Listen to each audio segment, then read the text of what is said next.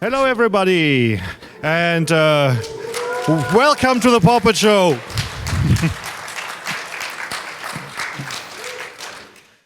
So far, EFO has been a blast. It feels like we are really putting on a little mini convention just for the stream, and it's awesome fun. It's also actually nice to be with all you guys and like all the old guard and the stuff, and finally have some time to actually talk to each other without everyone being busy all the time. So yeah, that's been really, really nice, and yeah, I'm really looking forward for the 1.5 days still to come. Absolutely. We have still a lot more shows to come and a lot of different kinds of things that you will definitely enjoy. So definitely look up into our schedule and look up for the things that you definitely like there. Because for today we have another lovely topic coming up, and I'm pretty certain it is rather close to your heart, Cheetah. Yes. We are about to screen the grand video premiere of Juno Rising, our EF24 Pawpetshow that we have recorded and remastered and re-edited and polished and recolored and built to scale and put upside down and then put on its feet again. So it's the best possible experience for you guys at home on your screen. It's already Eurofurence 24, so 3 years? Let me think. No, actually it's more like I'm so stuck in time right now, I couldn't even say. I've been counting the years since EF1, pretty much for the quarter of a century, and now we have this annoying gap. And this will screw up my internal perception of time entirely, because it's like, okay, this was at EF4. At the moment, we have EF25, so that must have been like 21 years ago. No longer works. I definitely get that. As far as I know, you have at your home the full wall of different kinds of poster from every kind of Pawpet show. Yeah. And rumor has it that you are going by year by the Pawpet show poster that you have on the wall. Sorta. Yeah, sorta. It's like a little Hall of Fame. But even though I moved 2 years ago, my hallway is no longer long enough to fit all the posters. So I'm migrating the older ones to the guest room now. Fortunately, you have a little more space that you can now just decorate with everything that is coming up. And fortunately, we know that there is something coming up next year. But before we are talking about that, rather a little bit more about the Pawpet show itself. Because now with almost 2 years, there was no real kind of new Pawpet show. How did the Pawpet show hold up? How did the teams currently working up with this kind of situation? We began planning the Pawpet show in 2019, like we do every year, and then when it looked like EF is going to be cancelled, we were all pretty much demotivated. So all development, we were about halfway through the script. All development pretty much stopped because we were also disappointed by the overall situation, and that's not a very good place to be in when you try to be creative. And actually, this carried on until this day, and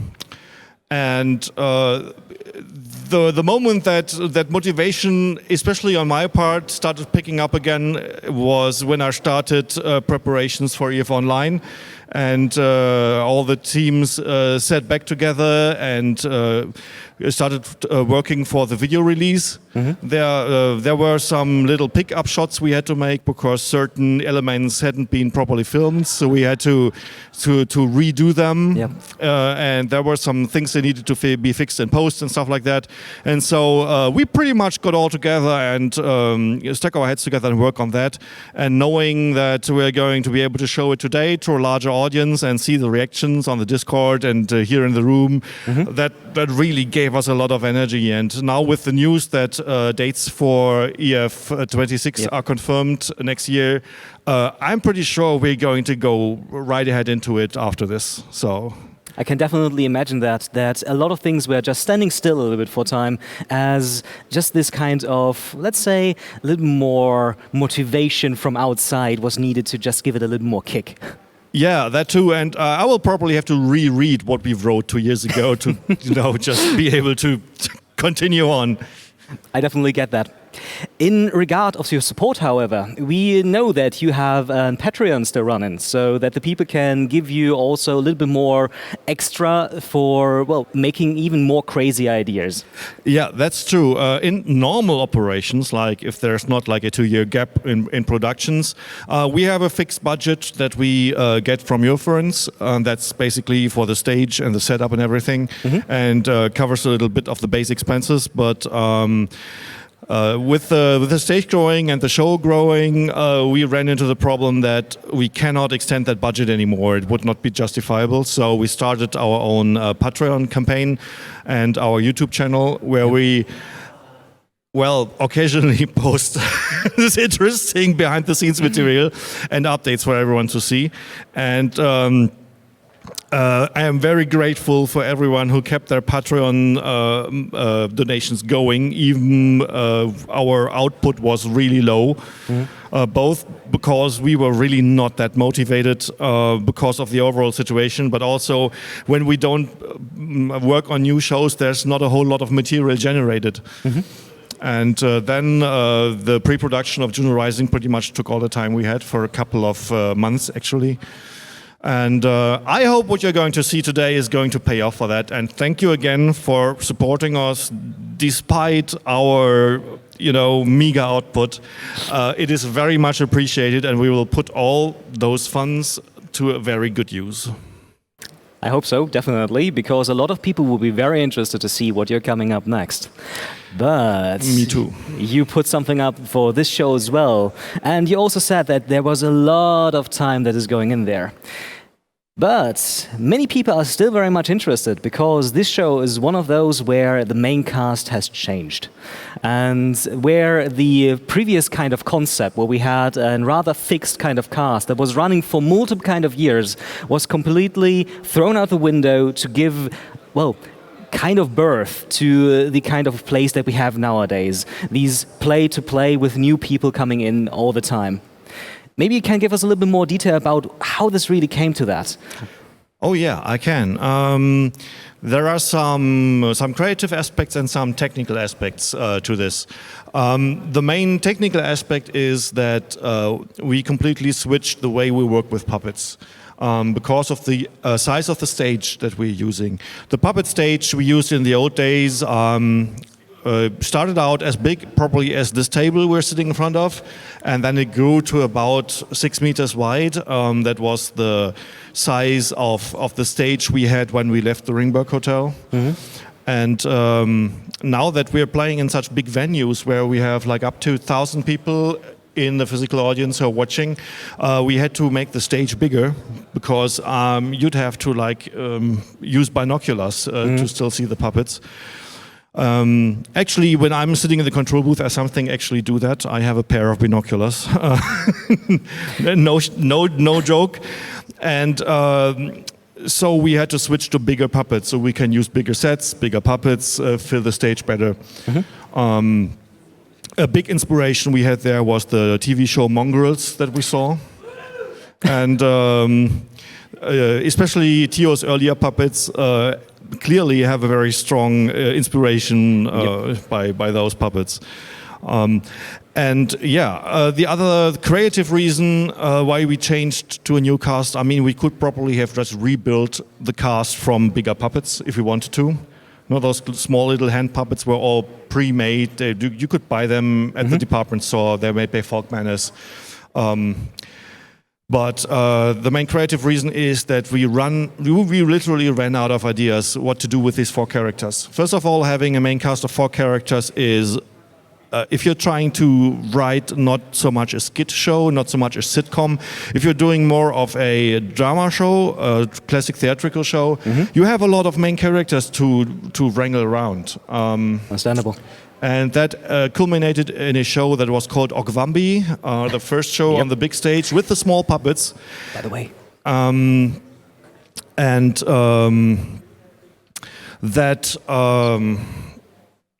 Just wanted to say that Ogwambi was the first show here in the new hotel as well. Oh yes, actually, yeah, it was right next door. Yeah, now that you mention it, so nostalgic again. It is. What was I about to say? Yeah, we quickly discovered they're trying to tell like the kind of story we like to tell with 4 main characters and then side characters. It takes like 4 hours. Our shows are always too long anyway because we just can't constrain ourselves. And doing that with a fixed main cast and then trying to give everybody in that main cast, all the 4 people in the main cast, a meaningful thing to do. It didn't work out anymore. We felt so constrained. So we said, okay, we're going to do things. We're going to decouple the Pawpetshow from the theme of the convention. Yep. That makes it a lot easier to write. And we are doing original characters every time because that gives us a lot of more freedom and hopefully better stories. Then the third reason is that cast members, actual cast members, the actors tend to change. So people come to the team, people leave. And so sometimes you're facing the challenge that you have a well-established character and you have to change the actor. We wanted to avoid that too. That's definitely understandable. At some point, you just have a rather set-in-stone kind of cast that is difficult to change if you're not going extremely overboard and, for example, kill someone off or do something different. Yeah, that is and extreme. at some point, the characters are so fleshed out. There's nothing new to discover about them anymore.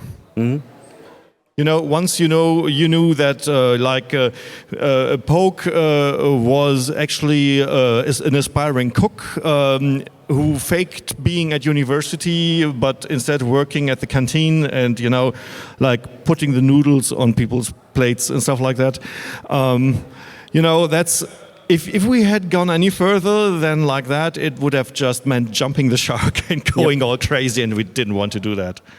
That's definitely understandable in that regard. To just stay a little bit coherent for the people that loved the cast that was there and give them good memories what they had there without just going completely overboard. Precisely. Definitely understandable. Though, you always made, of course, clear to always give the people that have a love for the old cast always something to look forward to in the new shows that are coming. From reappearing characters literally coming through the show. As far as I remember, in the Year of the Rat, suddenly the whole cast was just running from left to right in the chase scene. Yeah, we sometimes give them little cameos, little fun callbacks. I don't think we'll have any major reappearance of the old cast, but we all hold them dear, and they're still featured in our logo. So if you look at the Pawpetshow logo, like our official logo, that's at the end of the end credits, that's still the old cast and reminding us where we came from once, and that's going to stay forever. So the old dope company, or what was it, Lioness?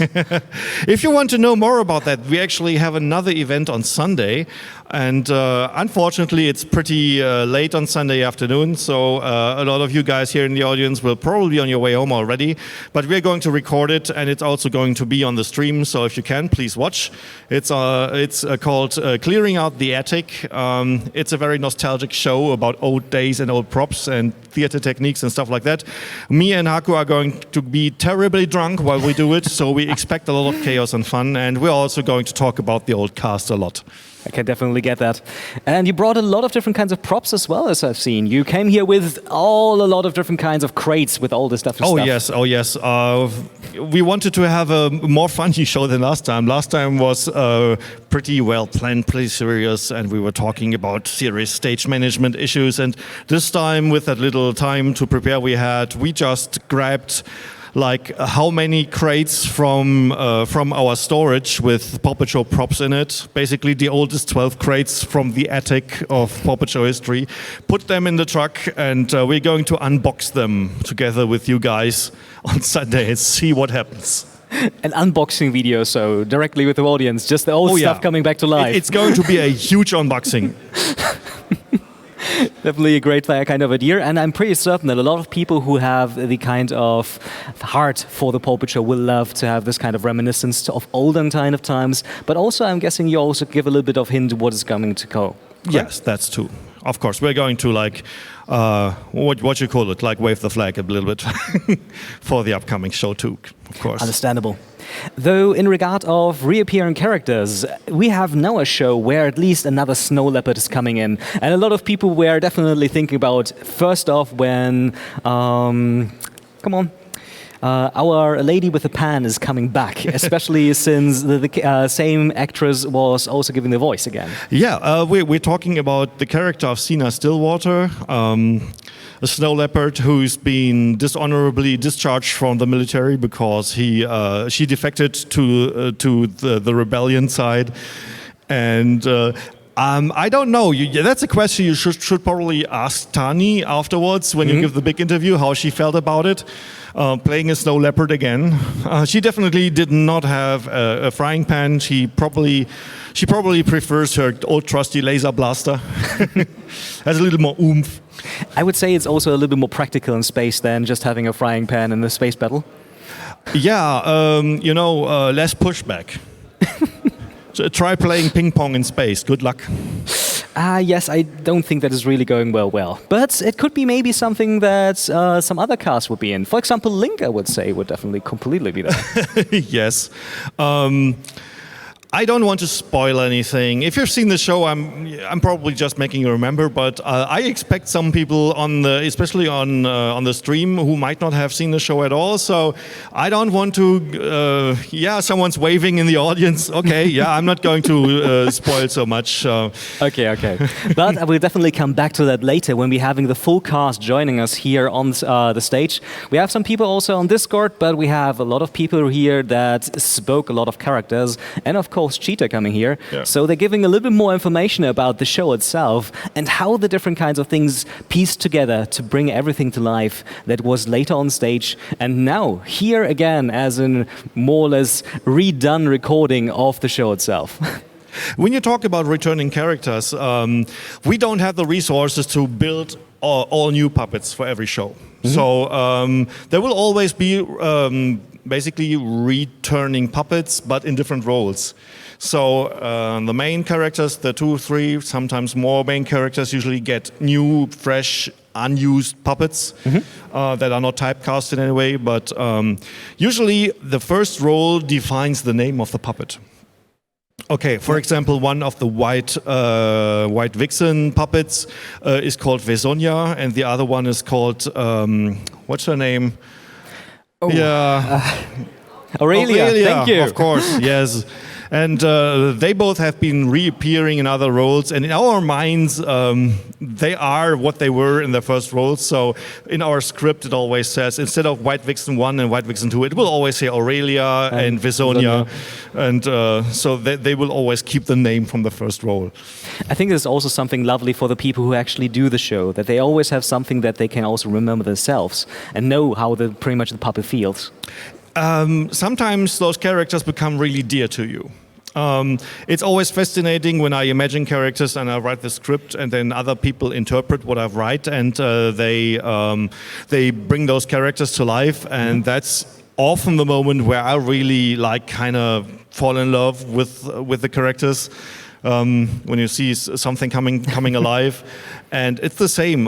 Even stronger for the actors who play the main roles, because they, in order to act well, they go through all the emotions of the character and often put themselves in a mindset of the characters, and that also often results in lots of interesting stories or memories, and often also art and fan art. That's pretty nice. I think if you have actually seen it, especially after Keepers of the Light, there was some kind of fan art coming up as well. And a lot of different kind of stuff. For example, I think we even had fursuiters coming in as specific characters from a show. Yes, they did. We had cosplay. That's amazing. It just blows my mind that actually it means so much to people. I mean, we're just doing a funny show with puppets. But it's ridiculous, isn't it? To some regard, but to be honest, when we were just thinking about the last shows that we had there, people were definitely driven by it. We had a lot of people crying over different kinds of scenes. We had people just riling up for the victory of the people that were just being introduced. But also we had scenes that were rather shocking to some at some points. Literally. Definitely. Literally. Yeah, that's just probably something for the convention war stories panels. Yes, that's. It is not about the show we're going to show you tonight, but at EF25 when we showed Demon Hunters. In the audience, this had some very, very dark undertones and some very difficult themes that we touched. We tried to make it funny, but we also wanted it to have like an emotional impact. So we overdid it a little bit with the sound effects and the music.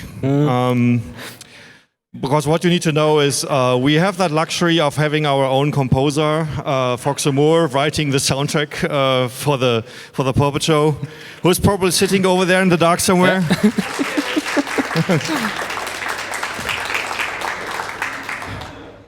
Yeah. And actually, Fox, would you mind coming over for a second, or come on, come over?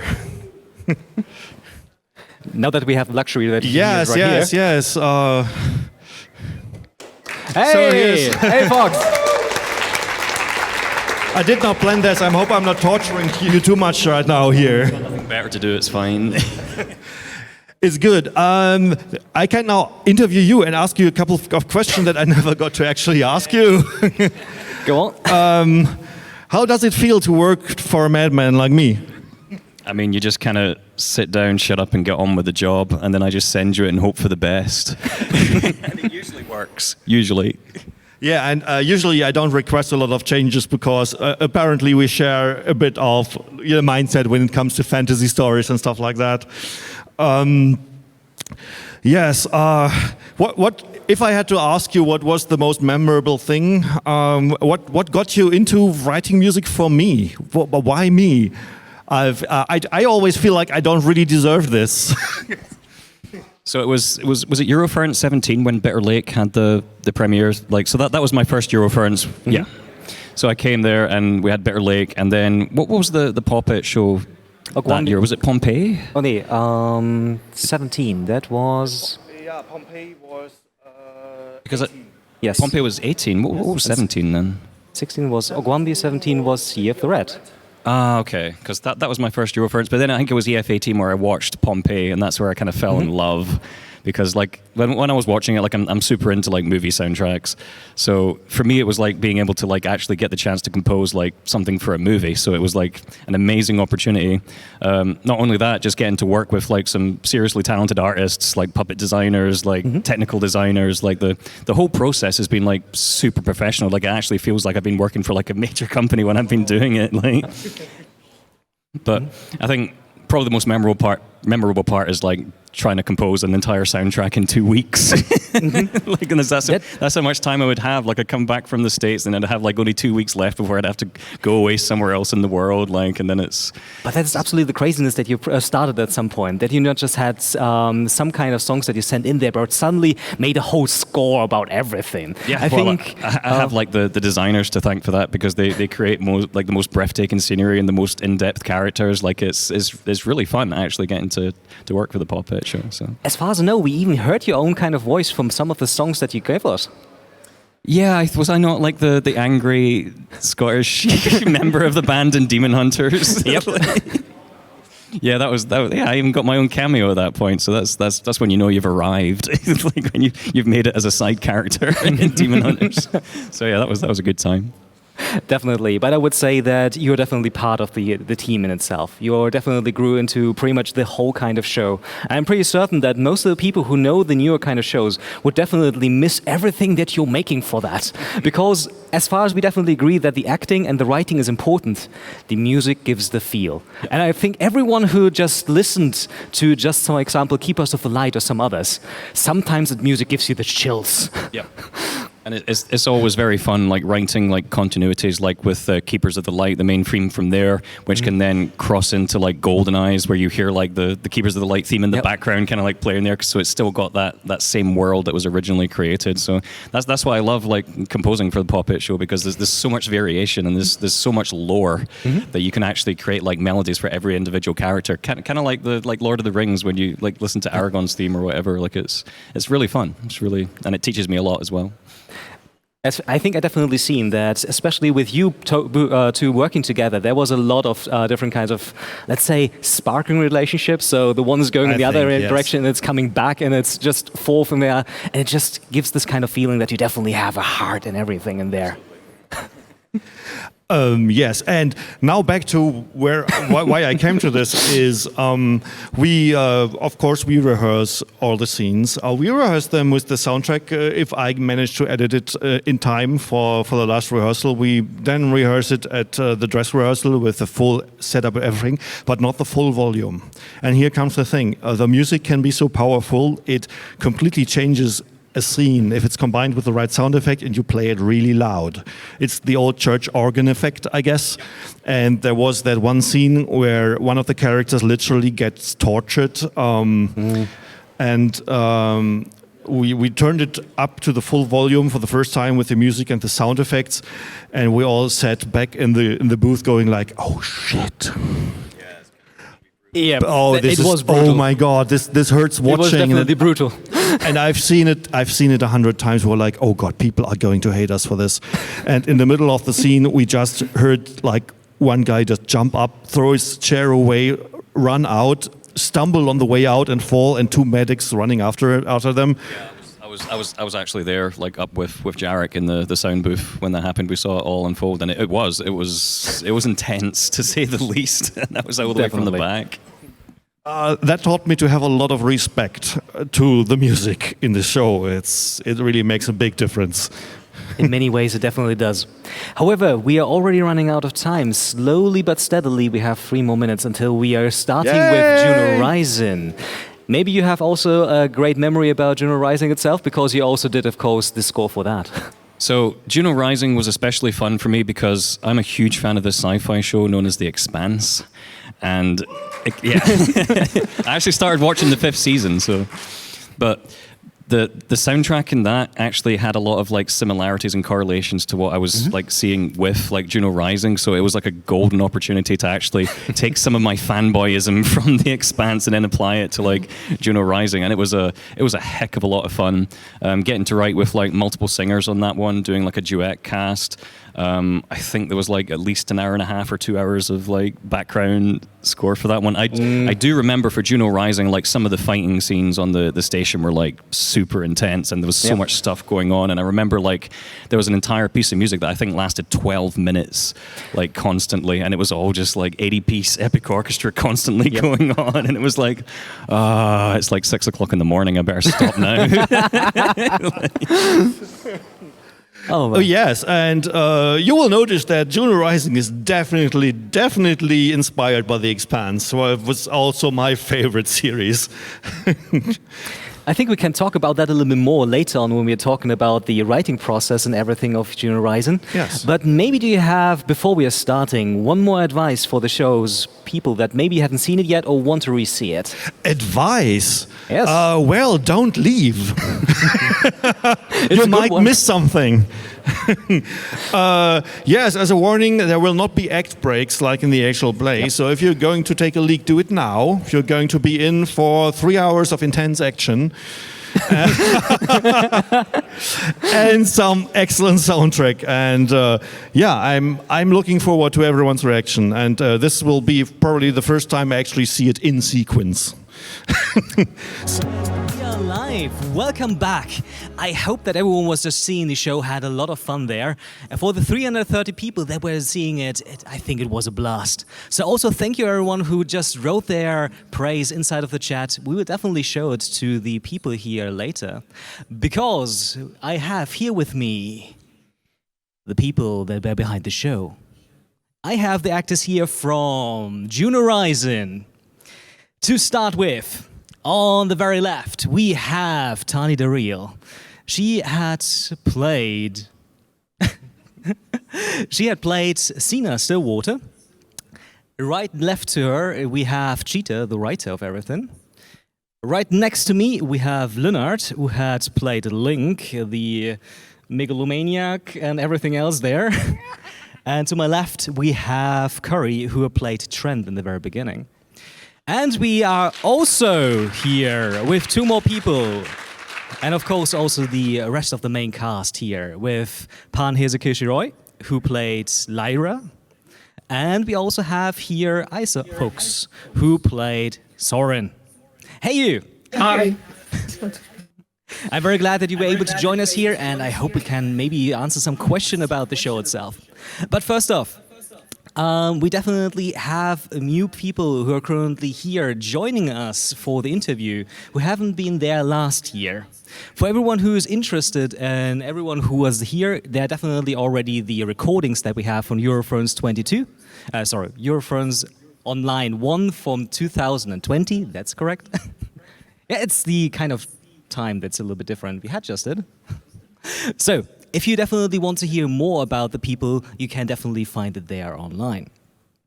But first, I would definitely give the next to me the chance to speak a little bit about them and then go over to the people that we already know. So, Lennart, would you maybe starting about you? Oh, yeah. Sure, start with me. So, what do you want to know? First. Thank you very much. First off, I definitely want to know who you are and what you're usually doing. Yeah, I'm Test, and no, I'm kidding. My name is Lennart, and yeah, I'm a puppet actor for quite a while right now. He's a founding member of the Yeah, Pawpetshow. yeah, I know, He was I in know. it before I was. I've doing this for a very long time now. You remember how many? 19 shows. Yeah, And almost next year- almost 20 years. Yeah, next year it will be number 20. We almost have a round anniversary to yeah, celebrate. I know. You see that? I'm already waiting to start. Yeah. Yeah, that's. I don't know how to continue. Sorry. Yeah, you're almost as talkative as he's almost as absolutely fine. talkative as Frank Oz. It's like, Okay. oh, I'm nobody. I just hold puppets. That's all I do. Sorry, nothing more Okay. to it. To give you a bit of a rundown about him, he definitely is a little bit shy about all the years that he is already working with the Eurofurence and definitely on the Pawpetshow. As Cheetah just said, he's working here for quite a while right now, and he's pretty much like the inventory already. I think I have an inventory number and my own crate in the. Yeah, and the autopilot will think you're furniture. Yeah, probably. So you think that's why the rumor always goes around me? Yes. Okay. Okay, thank you very much, Lennart. We of course have someone else here joining us with here as well here. That is Curry. Can you please tell us a little bit about you? Well, yeah, I'm not as long in the Pawpetshow as Lennart. I joined the Pawpetshow around, must have been Keepers of the Light, wasn't it? I think it was Keepers of the Light, right? And yeah, since then I've been part of the show and been shaking puppets. I think you had one very famous line in the Keepers of the Light. Oh, for Christ's Remember sake. that one? No, my head is a safe, but I'm sure you do. Yeah.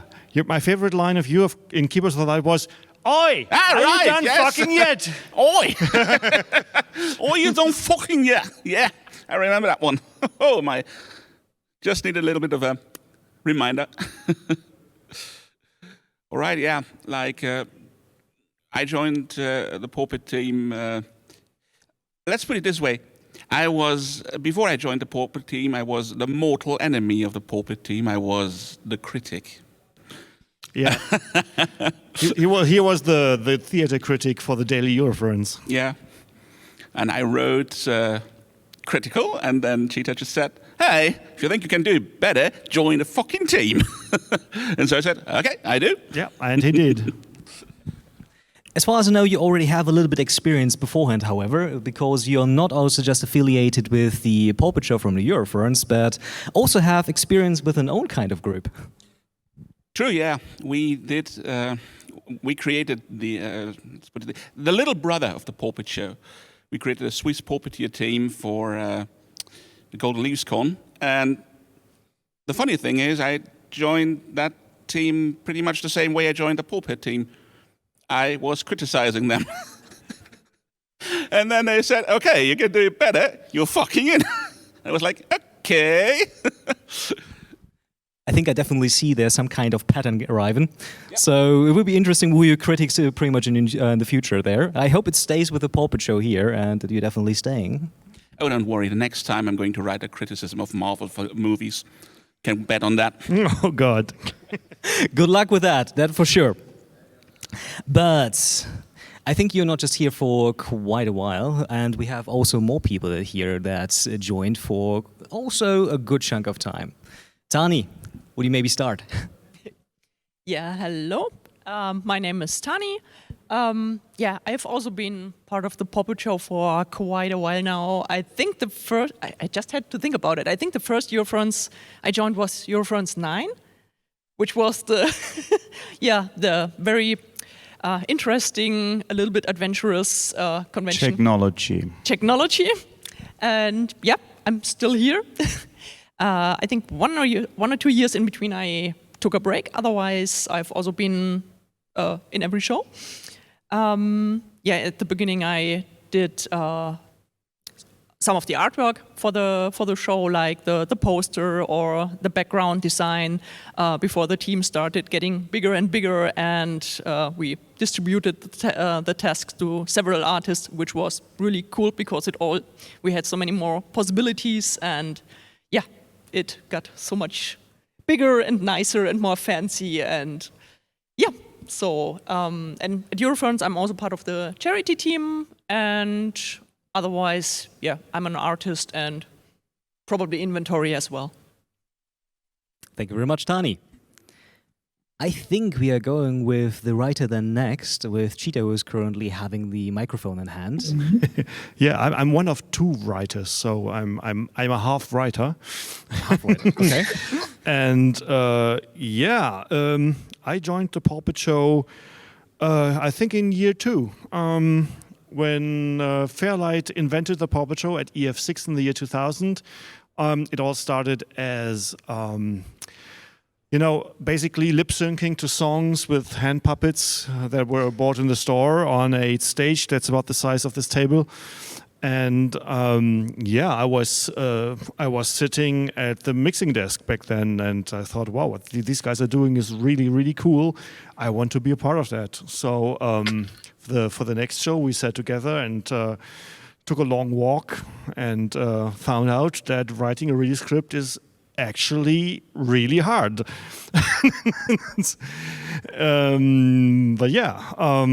So here we are. Yes, multiple shows later. So at one point, you definitely got the knack for it, it seems. Yeah. Anyway. So what's more to know about me? I've been running Eurofurence since EF3. I love playing with sound effects and do sound design. I love video editing. I love to do stuff with media. And surprisingly, that's not my actual job. In my non-furry life, I'm a boring system administrator. That's the reason why you need a breakout of everything. So you have a possibility to have this creative kind of world. Oh yes. And I think someone who definitely helps you to keep it all sane, or at least take everything on the paper later, is the other half writer that we have here. Icebox, would you maybe tell us a little bit about you? Hi. I'm the other half-ass writer of this show. And I've been with the show from the very beginning, just like Leonard.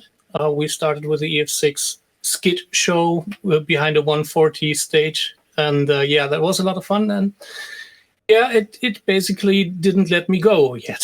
So we'll see what happens next. Then, last but not least, we have another actor coming. Pan, maybe a little bit about you.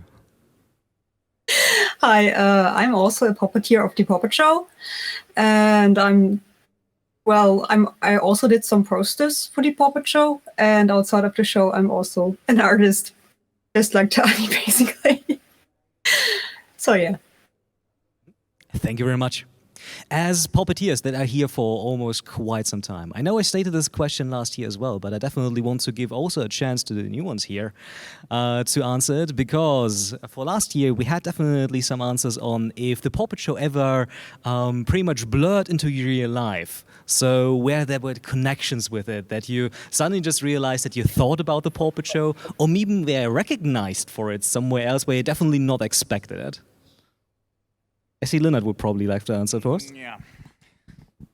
Yeah, that's happens at the company I work for. A coworker comes to me and says, "I have seen you on YouTube."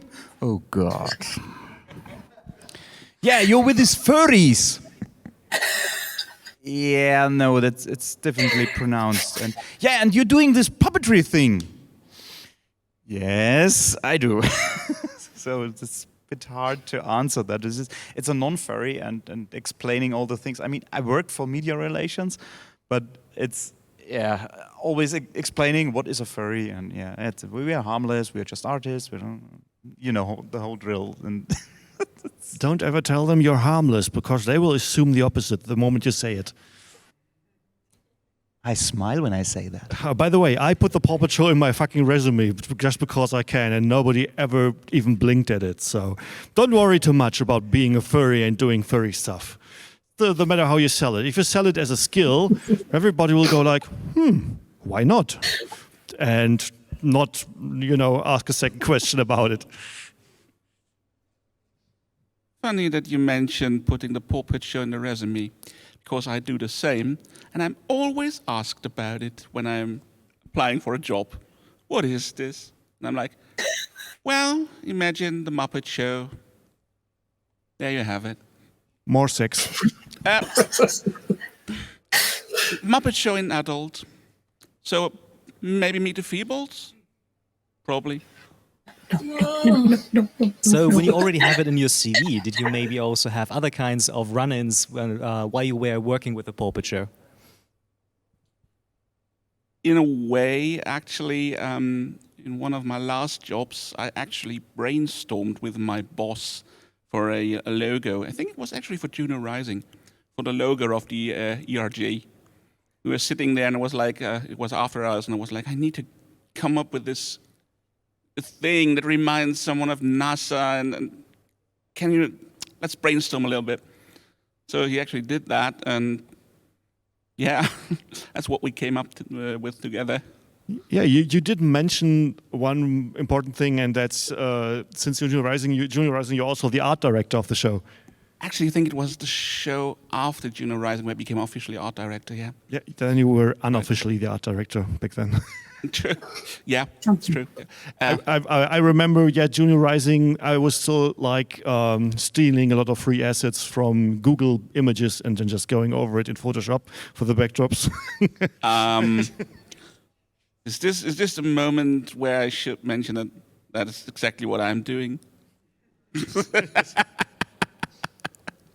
Everyone does. Exactly, even my workplace does it. You should maybe not mention it directly here live on Twitch, but I leave it completely up to you if you want to. Who gives? You just get the CC0 assets from Google Images, right? Right? Yes, exactly. Only those. Of course. Of course. But yeah, you can see the attribution if you zoom in really hard.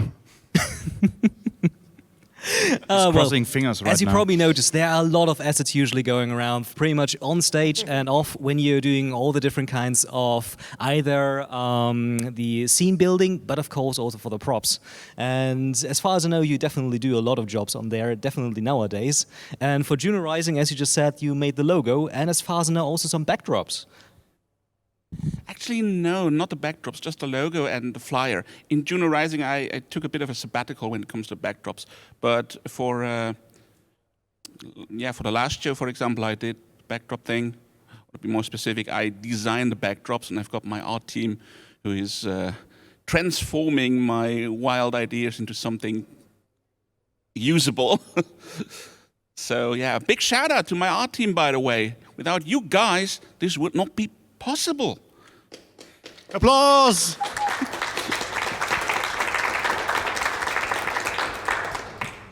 I think we agree definitely there. Art is a very, very important part of the visual experience of it. I think maybe Tani can also tell a bit more because you did a lot of backdrops in the past as well.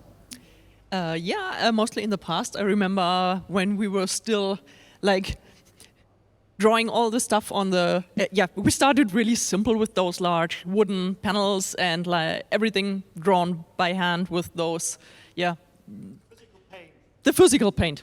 And it got more and more complicated and more detailed. So we started at some years we started printing the backgrounds. So we drew them digitally and then printed them out and glued them to the wooden pieces.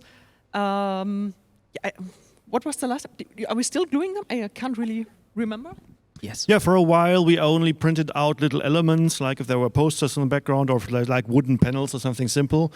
And since the whole printing industry has gone digital, you can get lots of second-hand printing equipment. And Mandra usually just snipes those at auctions. And we have like a large format inkjet printer of a different maker with different drivers from a different year every time. But now we can afford to just put in like the second-hand cheap ink and like do large format prints. And so we've transitioned to basically printing all of the backdrops and then gluing them onto like what's it called, this basically the same thing that makes up the back wall of your cupboard. Like the medium density fiberboard, I think that's what they're called. MDF board. Yes. MDF board, yes. And that saves us a lot of time. I mean, I kind of miss the old hand-painted style. It had a charm. Maybe we'll do it in some details, Juno Rising, you could probably see some set pieces on the second level that were partly printed and partly hand-painted, because if it's like a complicated thing that consists of many parts, is not flat, then it's often easier to just take a brush and just paint it instead of trying to like making exactly matching cutouts and stuff like that. Mm-hmm. It's also in the past shows, at least from my feeling, we had a lot more natural backgrounds, or even the Las Vegas one. So it didn't have to be all correct or straight. So especially all the natural backgrounds with a lot of green stuff. Eurofurence green, the green stuff. So that, of course, that was a lot more easy to paint with real colors. You can give me the green stuff, please. Where did that come from? What? Where did that come from? Give me the green stuff. The green stuff? Yes. E50. Yeah, those were the Fenix, the green stuff. Operation Desert Snow. And we're just talking here about a brain freeze in time. A lot of people just forget about stuff. Yeah, it's one of the few really old videos that we actually did publish. So if you want to see how the show looked 10 years earlier, try watching Operation Desert Snow, released on our YouTube channel, and see how far you get. Okay, but for now we are staying with this kind of show, and we have one more who is definitely working on a lot of the backdrops and a lot of other kind of art. Pan, you usually also work on the characters for sometimes, so you're not just only on the backdrops, but for example, the characters directly and the design. I'm actually not doing any backdrop work. I'm sorry. I'm only doing some posters and yes, the character designs, sometimes at least, or like clothing design for Juno Rising for the spacesuits, working with the examples that Cheetah and Icefox gave me and then turning them hopefully into something we could sew for our puppets. Mm-hmm. As far as I know, you also, for example, put the spots on Cena in the end. No, that was Tani. That was I Tani? only did the eyes. But the airbrushing? Yes, exactly. Yeah, that was me. Okay. I haven't been airbrushing in a long time, so that was quite a challenge, but it worked out. It was a lot of fun. I can definitely get and then that. she slipped and painted my camera. We definitely had a lot of fun there, but just the fun, well, the last 2 years, of course, were no Pawpetshow at all, and I definitely would love to hear about you, how pretty much this kind of time was for you. Pan, you maybe want to? Me first. Yes, of course.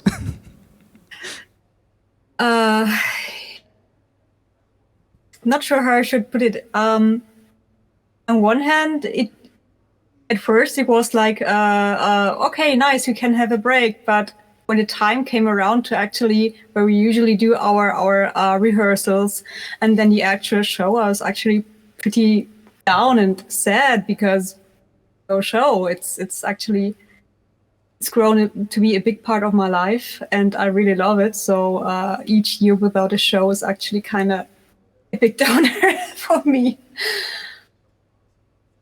I think everyone can relate to that. Someone has maybe a similar kind of story to tell.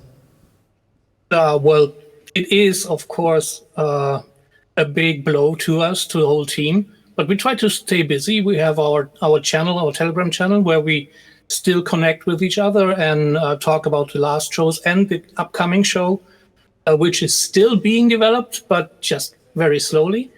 And during all this, while we while we could not do a show, we did some of the pickup shots that you saw in Juno Rising, the inserts of the videos where the characters were connected via voice chat and video chat. Some of that didn't make it to the recording, so we had to do some video pickups. Only video, not the audio. That was fun, so lip syncing to the old audio. Oh, Icebox.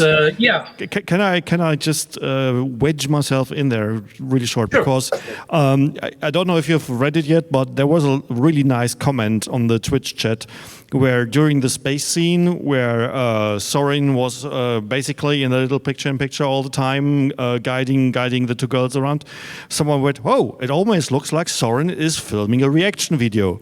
And I found that so funny because of how much on point it actually is. Because the video overlay with the Sorin in the corner, that was actually filmed after the fact, because we had a little mistake when recording during the actual performed show, and so the little picture-in-picture things were not recorded correctly, and so we had to do them again. And of course, it was basically Icebox sitting there reacting to the show just playing, trying to lip sync with the dialogue that was already there. And yeah, it does look like a reaction video, because it is. Yeah, you could call it that. Of course, we listened to it a few times and looked at the show a few times, so to get the timing right, and so that it looked really as if this had been the actual recording. So I'm glad if that works out. Cool, I'm glad. And also, I finished all the downloads for the old scripts. So if anyone is interested to read what we were looking at while we were playing the show, you can download it from my webpage, icebox.de, and there's a link. You can find their Pawpetshow scripts. I think can here point out. A bit of time to do that. So, Icebox, I think you can put the link right into the Discord channel just for the interview of the Pawpetshow, because it's already open. So if I wish I could. Okay, later on when you're done. I wish I could. I can't see the chat and the video at the same time. I'm Discord blind. I have no idea how to work this thing. I think afterward we're definitely getting there. But I can also. It's just icebox.de, so you can just look at there. I can still tell the audience that you already can write down questions there, for example. We have people sitting in Discord and Twitch. When you're having ask questions directly to the people, you can ask them right there, and we're getting them later on here on stage to, well, answer them as good as we can. So, someone else would love to give their story about the time between? If not, then we are going straight over to the show. Yeah, go on. I already told my part before the show, so I'm not going to repeat it. Then I think Tani wants. Yeah, maybe not my experience about the past year, but something that I really, of course, I also very much miss the show and the voice acting and everything, and I can't wait it to come back. But something that is really nice is to see how all the puppets are still living at our places. Like, for example, Hayes, the large gray wolf from one of the last shows. She is living on our sofa, and like all our guests, including our regular non-furry friends, they already know that she's living there, and they also greet her, and they know her name and everything. So, and the cats. It's definitely part Should of the life. be worried once she greets them back. I think Curry already saw it. You should see the reactions of the cats if you actually play the puppet. I have a couple of puppets prepared for the next show right now, and they've been sitting on my sofa too. It's for the upcoming show, so I'm not going to say what it is. But my cat has accepted them as being like cushions, like inanimate objects. One time I picked one up and just played it with like the mouth going and the head moving, and that scared the shit out of her. It's amazing. I have the cutest little cat, and she fluffed up like 3 times the size, and went like, "Oh my God, it's Satan! Get it off! Get it out! Help!" It's always interesting to see some kind of these reactions, because actually there are some people that also have some kind of anxiety about puppets. But before we going with that, I think we have one more story about the time in between. Sure, no problem. It's a kind of awkward feeling. It feels a little like you're hibernating. You're sitting there, going on with your life, and there's this thing in the background, that you love, and yeah, you feel like a bear in winter. It's pretty much it, yeah. And it feels almost dreamlike when you imagine sitting with your friends in the rehearsal place doing this stuff. It's like a distant dream. At least sometimes it feels like that to me, like a little bit unreal. I think a lot of people definitely can get that, and we had a lot of people nodding here right now just about this kind of sentence. So I think it's time to just delve deeper into the show itself and maybe answer some questions here, and to just get the dead bird right out of the room at the first time. It's a show where in the very first scene we already had someone dead. So all the different kinds of thoughts that you just go the same road as Game of Thrones are now coming to reality? No, actually not. The bird died during a script rewrite. He does. Okay. Yeah, exactly. What was his name? His name is Chirp. Sure. And we had a complete character written out for him with everything and lines and a role and a character development, and we figured out that the dialogues were dragging already too much, and so we unfortunately had to make him die in the first scene, so he doesn't clutter the script. That's the fate if you're not important enough as a main character. So it's a cruel world out there. So you essentially redshirted him. Yeah, we didn't actually put a red shirt on him, and that wouldn't have blended in with the backdrop. Good answer there. Yeah, and I don't think that we are going to kill as many characters as Game of Thrones did in our show's lifetime. As far as I know, in the whole show, there were a few deaths, especially later on with the different... Oh, well, we killed the entire city of Pompeii. Okay, yeah. Okay, but that is historical. Kinda, yeah. But then again, Game of Thrones, I do not want to spoil it too much for those who still haven't seen Game of Thrones. There were things very, very similar to that. True. Yeah. We had some sexploitation in some shows. But not in this one. Like dispensing important story points while they are actually added, and just to make the exposition more entertaining. Exactly. I think you actually had a word for that. Yeah, it's sexploitation. And I think this was specifically coined for Games of Thrones, because they really have a lot of sex while talking about deep political things, and I have no idea how they're keeping it up that way. But it does make both kinds of audience happy. You have those who are like, "Oh, I'm really interested what this character is thinking." And there's these other people that are going, "Tits going up and down, yeah." Yeah, it's like the people who read the Playboy for the interesting political commentary. Yeah, if you read it for the articles, exactly like that. Absolutely.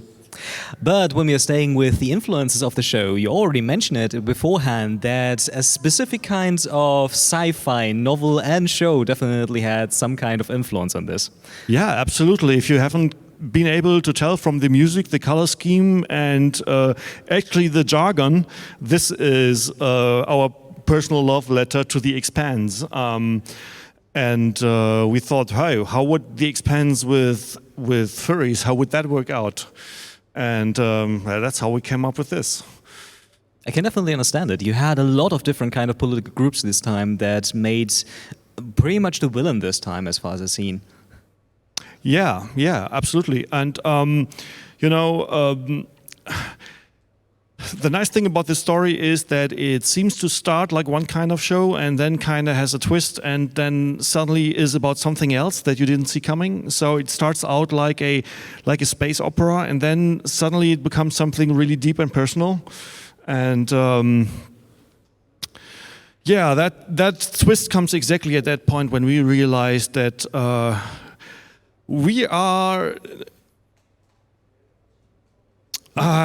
what's the name of the author again? No, that we can't fit the ideas for a whole season of The Expanse into 12 scenes of the Pawpetshow, and so we said, okay, all right, yeah, this is all nice. We have great characters, we have great action, but if we continue like this, we will have like at least 3 more episodes of this, and we can't have that. No, not the next idea for the Pawpetshow that you're going down to a seasonal kind of model. So we kind of do, We are going to return to a universe that some might know with our next show.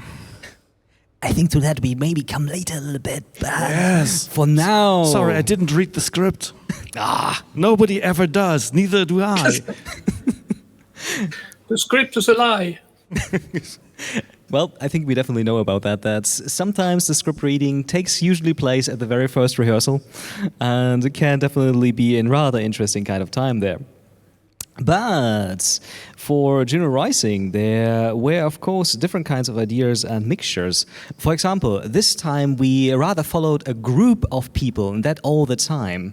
Was it maybe challenging for the writing, so that you had always 4 people more or less in one scene that you needed to work with? It's always hard if you have too many main characters. It's one of the reasons why we stopped working with the old crew. It is challenging, especially if everybody needs to have a role and everybody needs to be meaningful. You can't just leave somebody out of a scene. And sometimes you have just too much going on, and you need to come to solutions by changing like the blocking where everyone goes, or if people are just being there acting without dialogue and stuff like that, and get over that. Because if you try to give everyone dialogue, it's just going to end up being too long. And there's always going to be characters that have more depth to them and characters who have less, and it's always a bit of a balance. Understandable. So that's the reason why the bird needed to die. Yes, that's the one extreme, and then of course then is the other extreme, that is Sina, who needed like almost 10 minutes of exposition to get everyone on track of what the heck is going on about her. So yeah, somewhere in between those extremes. So maybe a question here beneath that. So you're saying that there was so much more story that you already had in your head that you definitely wanted to get on paper to explain specific parts? Sorry, again? That's pretty much for the show, things needed to be cut down. So in the original kind of idea, that you had more in mind that you wanted to put down. Maybe give us a little bit of an idea. That is the thing when you have too many ideas and too much story, and you can't fit it all into the time slot that we have, and we want to be shorter and shorter as we can, and then you hit a point where you say, okay, we are not getting anywhere with the plot that we have. What is wrong with the plot? Something's blocking us. We can't go on. And there was one character that we briefly mentioned in the Juno Rising show. That was Albio Sengo. Not sure who remembers the name. That is Xena's lost love, and we had a character arc planned out for Albio Sengo to find him and to try to integrate him back into the party, or maybe he was the supervillain, or maybe he was this, or maybe he was, or maybe he was just a coward and ran off. That was the point where we said, okay, that sounds fine. Let's just write him out of the script. That's great. He's just a coward, and that works. So we had all these really big ideas for Albio Sengo, and none of them really worked.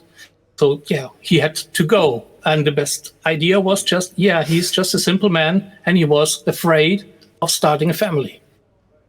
So yeah, then he ran. Yeah. And that happened pretty late in the process. Yeah, there was basically, I think the second to last script writing or what we had, something like that. It was like, okay, if we don't get our act together now, really quickly, we're not going to make it. And that was the thing that really pushed us forward. And we'd say, okay, now we are free. Now we don't have to think about him again. Let's do something else. Yeah, we kill a lot of darlings all the time to get it all manageable. And I think often when I look at the show many years after the fact, I always feel like we didn't do it enough. There's still a lot of explaining going on often where I felt, okay, yeah, I think I felt I really had to say it when we wrote it, but now watching it with so much distance, it feels like, oh my God, we could have left like every second line. People would have still gotten it. Maybe, yeah. but in the end, it is still what's bringing over, and well, in the end, you usually have a little bit more idea about the show, what could have been working or what not. But before you have it on the show, on the stage itself, there's a lot of things that can happen. So I would pretty much like to ask the same questions for the actors as well, because you were running around in large groups most of the time in different kinds of scenes, and I'm rather certain you had quite the challenge with that as well. Some of the actors would it's not like it was tight or anything. Totally not, huh? Well, I think we definitely know about the sweaty situations, correct? Well, I'd say you should know, yeah. You're my dance partner, after all. Okay, you should explain what that means. Of course, no problem. When we play a puppet, it's always a two-member team, because you have one who is actually doing the talking inside the head, and the other is operating the hands. Oh, can you just demonstrate it with Leonard how it looks? Why you call it the dance partner? We know everything about social distancing. The Pawpetshow is exactly the opposite. Yes, that is. And sometimes, if one actor is operating the body and he's really close to the playboard, the other one has to like reach around him. And in this case, we don't call it the dance partner. In this case, we call it the bobsled. Yep. Yeah, we had a literal bobsled on the EF17 show while I was sitting in Tiger's Eye's lap, because there was no room otherwise. That was the null booth, correct? Yes, it was. And now just imagine how this is going to look if you have a four-legged puppet. There were 6 people playing it. Yep, there was a fun part, but we coming back to that probably the next show when there's a four-legged puppet again. But for now, we still have more actors that definitely had the experience with being pretty much middle in the crowd. Someone wants to. Well, sometimes it's really cramped and you're close together. You get to know each other very well. And it's been from the beginning. Icefux, you remember the first stage? Yes. You had things like, could you get your feet out of my right ear? Yes. If you get your elbow out of my mouth. Yeah, exactly. This is always very, very tight behind. We don't. How deep is the stage actually? I think you mean the space? 2 meters? The space we're playing on? Yeah. 6 meters. Yeah, wide but deep. 6 meters. Yeah, but it's only 150 to the second that's rail. what I mean. Okay, yeah, okay. Then it's 150. Then it's I think it's 150, and then it's the catwalk. Yeah. Just imagine you have seen that in the show with a space scene. You have people in front of the container, in back of the container, and then you are just going along each other and trying not to stumble in the darkness. Probably with masks on, so nobody can see you in the darkness because it's a dark scene. And often you have to incorporate your own mishaps just into the acting. If you remember the very first scene where the cryopods opened, there's one scene where Zorin steps out of his pod, and he's obviously very dizzy and just nearly stumbles and ends up on the playboard. That was actually Icefux tripping over the step that's in the stage floor. And you can imagine how difficult it becomes if you're playing puppets simulating zero gravity, because usually puppets have an up and a downside, and they are meant to play it in a very specific way. And turning that upside down gets really tricky because you can't stabilize the puppet with your arm. Usually, with these kind of rod puppets, you put your entire arm into them and operate the head and the mouth with your hand. And you can't do that if the puppet's upside down. So you suddenly need 4 people for a puppet that usually takes 2. And they will all step on each other's paws all the time. I think Pan can... Oh, okay.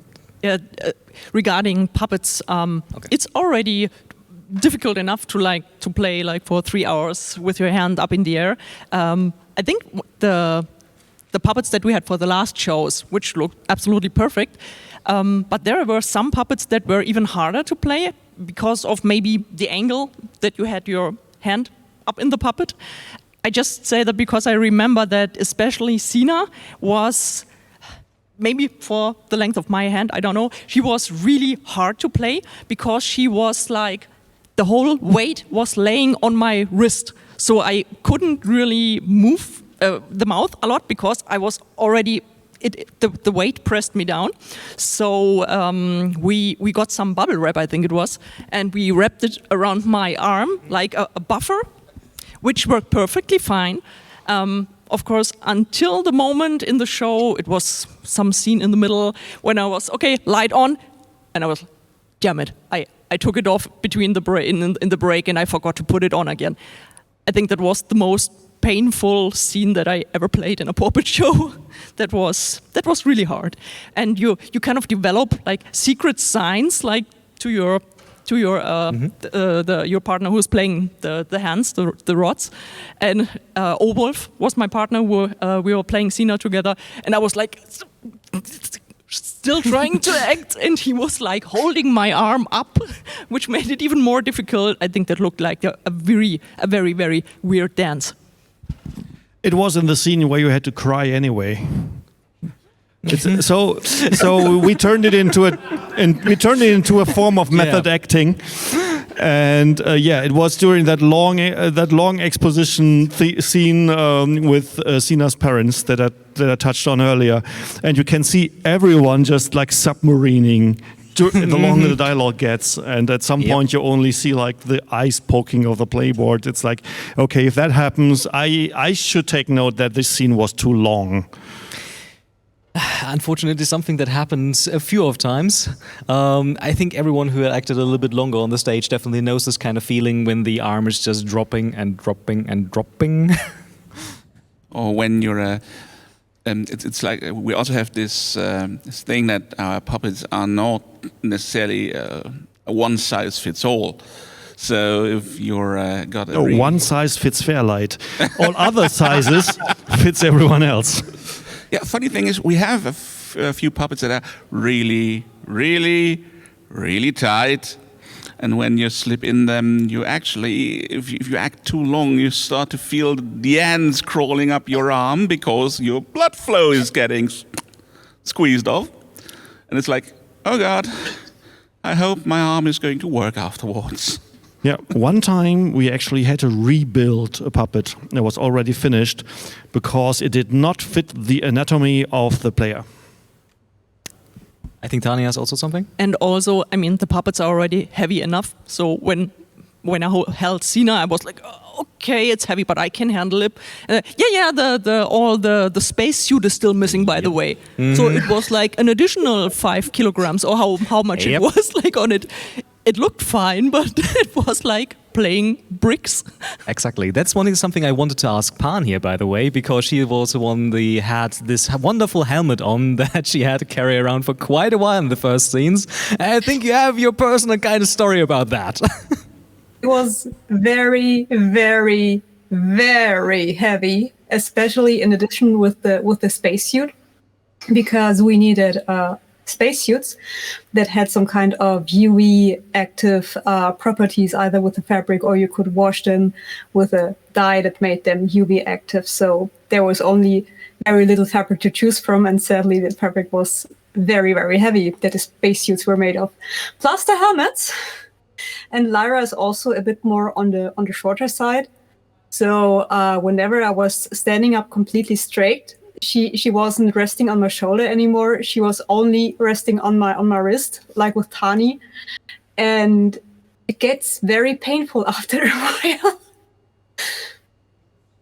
I think everyone can get that, especially with Juno Rising.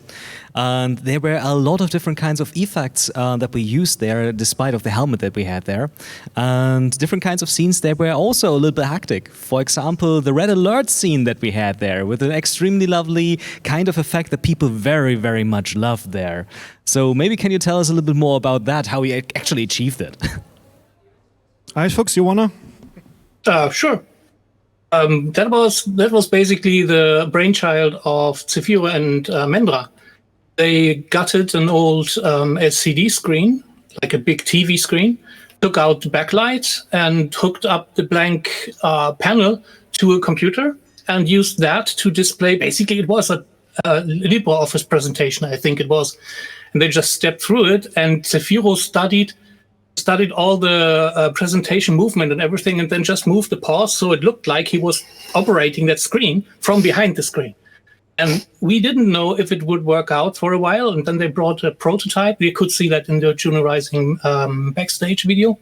And when we found out that worked, it was like, okay, we want to see that on the big stage. So we had to get this big, huge, I think it was like 40-inch or what screen. And that was really, really cool. Mm-hmm. It seems we have a question in. Otherwise, I'm wondering why Cheetah's currently leaning forward. Oh, I'm just glancing at the questions we're getting from the chat. Should we throw some in here? If we have something related, sure. Otherwise, I would put them a little later. Fine with me.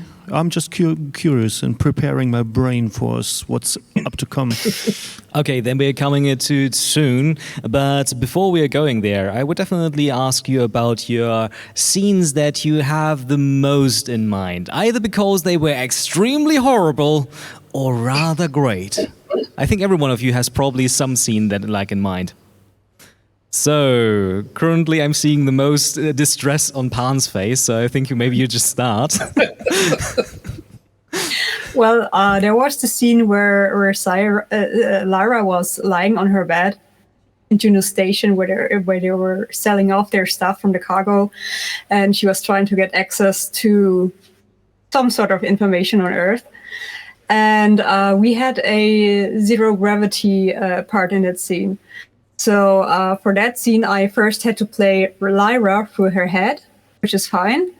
And then I had to switch mid-scene to the lower entrance. The problem with Lyra is, first, she's rather tight. So when you're already sweaty, it gets really hard to stuff your hand in there in 10 seconds. And second, she has a zipper on the back of her head, so her head doesn't stay open when you play her from her lower parts. And when I was changing position and changed the holes to play her, my hand player was supposed to close the zipper on the head, so she won't have the hole in her head, and he forgot, which is understandable. It's a very stressful situation always on stage, but I was trying to tell him to please close the zipper on the head, but my mic was open, so everyone of course could hear, and I tried to talk to him as softly as possible. And I said in German, "Mach den Kopf zu," which means close the head, or also can mean shut the fuck up. And the microphone actually picked it up. And we had a discussion about it later on in the Pawpetshow channel, why I should tell someone on the stage to shut the fuck up. Well, the great thing usually is about it. First off, I think no one really noticed it through the show. That's something extremely great. And I hope. The hardship in the afterwards, I think, is also usually manageable with the one or other kind of drink. Anyone else having a good kind of story that you definitely had with one of the scenes there? Friend? Sure. Well, it's not that much of a, oh my God, this was horrible. More like, oh my God, I can't believe this is actually working. And that was in the zero gravity scene, this laser. When I saw this construction the first time, I was like, oh my God, what is this?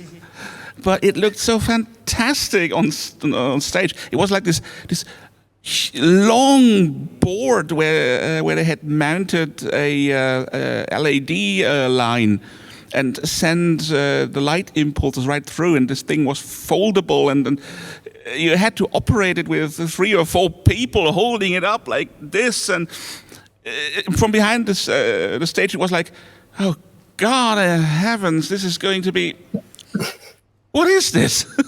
And then you look at the finished product and it's like, yeah, looks like a laser. Good. Just a reminder, that was just the battle scene that we seen there almost to the end of the show, that when you've seen all the laser effects just running there. And yes, it actually looked extremely lovely there. Maybe another kind. Yeah, also the laser scene, and I really enjoyed that because it's kind of what I think it's typical for the show. We have all description in the script. It's like, yeah, and that it's simple and just a little backstage ballet, and well, we're doing this and that, and then it turns out to be extremely work.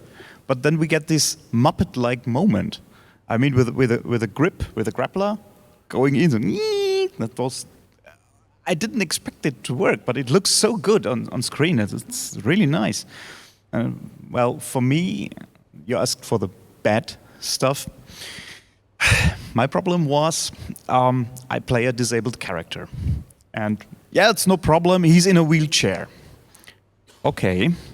Yeah, he's sitting all the time in the wheelchair. From the first wheelchair, it's just a simple plastic chair. So just we cut it open, and I could go in and have the puppet, so it's no problem. During the rehearsals, we had basically we used the same chair for the last scene. For the show, I think it was KJ who built this thing, this monster. Came up to, we have this here. It was a cardboard construction, double the size of the normal chair. White and big and heavy. And yeah, it's no problem. We just cut a hole under it and you go in. And it was like, okay, I can play it right now. No, that's not gonna work. Yeah, they forgot that your shoulders are not infinitely wide. Yeah. So we cut a hole on the side so I could go in and go up like this. The problem is, normally you play like this, so the weight of the puppet is on your shoulder. In this case, the weight is on your upper arm. That's all the reason why Link is then going up and down. It was luckily KJ helping me getting my arm up. So as Tani, I'm really grateful for my co-players. There's communication without words, and that really helps. I definitely get that. Tani and Cheetah, you maybe have also a story of love and hate for a specific scene? I already had my most painful memory of that show. The best one? Yeah. That's a good question. Let me think about it for a moment. Stand by. Okay. I remember you. I remember you loved playing Xena drunk with that glass of beer. Feh. Yeah. That's definitely a good one. Cheetah, you have maybe a personal one? I think it's always a bit of both. There's not a scene that I hate, because if I hated it, it wouldn't be in the script. For me, the scenes that are the most demanding are those with the most sound effects. And of course, whenever that happens, I only have myself to blame, because I write the sound effects, I program them, and I have to play them. And sometimes I vastly overestimate my piano playing abilities, because that's how it feels like if you have a scene that has 150 sound cues that all have to fire at exactly the same moment, and then everybody just mixes around the entire sequence of events.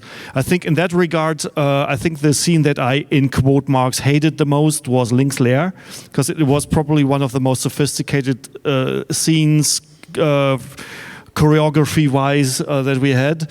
And it was not always clear if actors were giving cues to me for the sound effects, or if people were using the sound effects as cues. So during the final show, it actually nothing happened in the sequence it was intended to happen. It took a lot of creative editing to get it back into the right sequence for the movie, so everything clicked and makes sense again. That is also why I added the visible laser beams. That's a little bit against Pawpetshow tradition, because usually we try not to use post effects except for surgical reasons. But in this case, we really needed to make the laser shots visible so people could follow who's shooting at whom at which time, because the actors did not know. If you look closely, if you rewind and watch this again, you can see that no matter who's shooting, everybody's having recoil at the same time, because everybody thinks every shot is for them.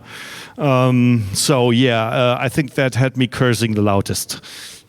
I can definitely imagine. Icebox, you had also something similar? Yeah, well, for this show, I think most of the scenes were just cool. They just worked. Some glitches happened. That's fine. It always does. But I didn't really have one scene where I would say that was really, really bad, or I still remember that for being bad. But I remember one scene in particular, playing wise, that was really, really cool, and that was the hospital scene. That thing was so damn funny. We were just grinning and laughing behind the stage while we were playing it and trying hard not to miss our lines because of that. It was so hilarious the whole time. And in the end, there is this Men in Black moment coming. So like everybody, Men in Black. Everybody's running out to the ambulance and is off stage. And then these guys come in, and then the whole thing changes and shifts over to a cliffhanger. And that's what I really loved. It was definitely a lovely scene. Okay, we have a little bit more time for just the questions that have the audience there. And as far as I know, you already read a few of them. Yes, do you have them available? Because this thing just switched off. I think you can just press the button. Please. If this needs a password, you're doing better than our cast. Pull the lever, Kronk. Oh yeah, it woke up right away. Let's see. Wildcard9 asks, I missed the very beginning of Juno Rising. Is it available online? Not yet, but it will be very soon. So if you subscribe to our YouTube channel, which is youtube.com/ef_Pawpetshow, you won't miss it. All right. Subscribe and leave a like and like and subscribe and subscribe to our Patreon and exactly. Don't forget to ring the bell and stroke the cheetah. Okay. Felfer asks, did I miss the giant blob of chocolate pudding in the show somehow? Was it in and when? Oh yes. The moment that Sina shouted chocolate pudding for everyone, that's when they bring up that giant tray of chocolate pudding that basically looks like a big pile of dung. It looked totally appetizing when it was still white styrofoam. It really looked like a big chocolate cake, and then someone painted it brown because it was supposed to be chocolate pudding. Yeah. He asked me to create this monster. So I went to the next home improvement store, and you have this foam, this filling foam for I think they use for doors and stuff, and during building. You just put it out and it grows. It gets bigger. And I put it on, and I posted a photo, and he said, "Yo, that's perfect. It's perfect, but it needs to be chocolate." I said, "Okay." Then I will paint it brown, and I made it, and well, it looked like a giant pile of poo. After that, and then you put little like cream puffs on it. Yeah, little cream puffs, and then it looked like bird poo. Yeah. Well, it's basically author dung. You Yes. remember what we did with the thing after the show? Yes. We took the fake dung pile chocolate pudding and put it in the refrigerator at the staff buffet. Hotel staff looked at it very suspiciously. Yeah, there's one picture of one person like, Yes, nobody tried to eat it though. I think you can maybe change it, show it later on in the channel. Yeah. Okay, next questions. How heavy do the arms get after 3 hours? I think we answered that. Yes. Very, very heavy. Heavy to the point that you either can't lift them or they will start to lift themselves because you're no longer used to keeping them down. Another question from Peric. There were many memes and great jokes in there. So they come first, or do they shape the story, or do they get bolted on after the fact? Actually, all of that. Sometimes we come up with this stuff while we write it, but sometimes just the artist put just funny stuff into the artwork that goes in the backdrops and put Easter eggs in, and we actually encourage that because we decided to never take ourselves too seriously. It's part of the fun. So, yeah, sometimes, you look just for stuff you can cut and paste to fill up that cupboard, and then you run out of meaningful stuff and think it's just boring to put just a code in there. So you start putting in like video game memes, Laden, I don't know, the fuel for the chainsaw, stuff like that. Unfortunately, we already have to cut it here because I just got the information that we have only 1 more minute. So for everyone who is interested to state more questions, I'm sure that everyone here will be interested to come by a Discord at that time and also answer them just right there. But for now, I definitely want to thank everyone here on stage and of course also at home for joining us here so they got a little bit more insight into Juno Rising and what everything was it about, how it was created, how it was for the people, and pretty much also a little bit of little background. Do I still get 10 seconds? 10 seconds? Because 2 questions are yes Do and we no have 10 questions. seconds? Have you had to rewrite scene as late Okay. at the final rehearsal because they just didn't work out? Yes. Would you be interested in fan-provided subtitle translation of some of the Pawpetshow? Yes. And I would like to extend this to everyone. If you want to do subtitles, please contact us. We are actually searching for people doing subtitles. Thank you. Perfect. Good. In that regard, I hope you had definitely some fun and also got information from the cast here. And for the next one that's coming up is the dance competition by the Eurofurence people. So also stay tuned and see you later. Bye. Bye.